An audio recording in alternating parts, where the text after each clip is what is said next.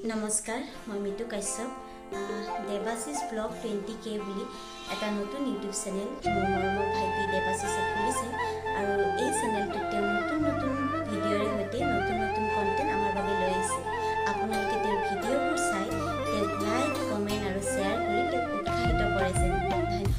কি খবৰ আজি আপোনালোকৰ মাজলৈ এটা নতুন ভিডিঅ' লৈ আহিছো যদি ভিডিঅ'টো চাই ভাল লাগে like comment share and subscribe কৰি দিব আজি মই আপোনালোকৰ মাজলৈ লৈ আহিছো বৰ্তমান ৰং চেনেলত সম্প্ৰচাৰিত হৈ থকা ফুটগটলি ধাৰাবাহিকখনত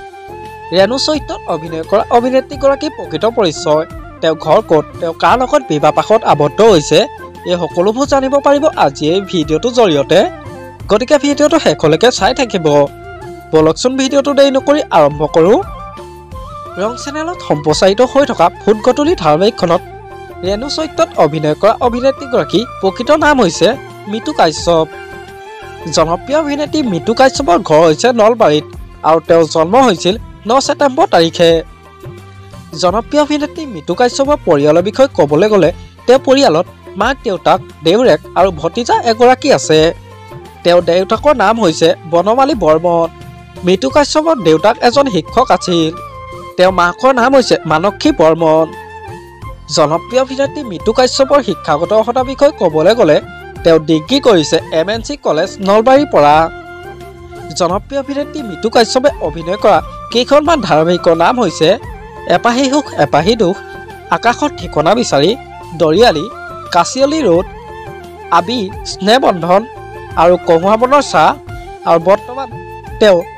ফুটগটলি ধাৰাবাহিকখনত ৰেণু চৰিত্ৰত অভিনয় কৰি দৰ্শকৰ মন জয় কৰিবলৈ সক্ষম হৈছে মিতু কাশ্যপে বহুতো থিয়েটাৰত অভিনয় কৰিছে তাৰে ভিতৰত হৈছে হেঙুল থিয়েটাৰ ভাগ্যদেৱী ৰাজশ্ৰী থিয়েটাৰ ইত্যাদি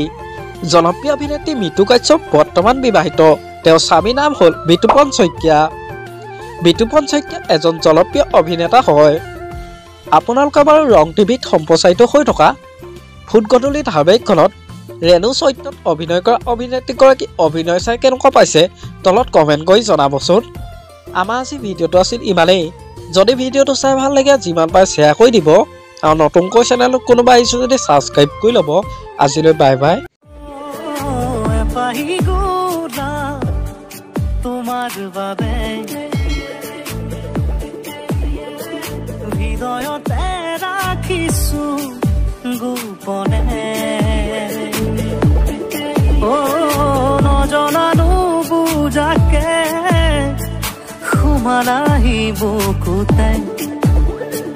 ভাল পোৱাৰ শিহৰ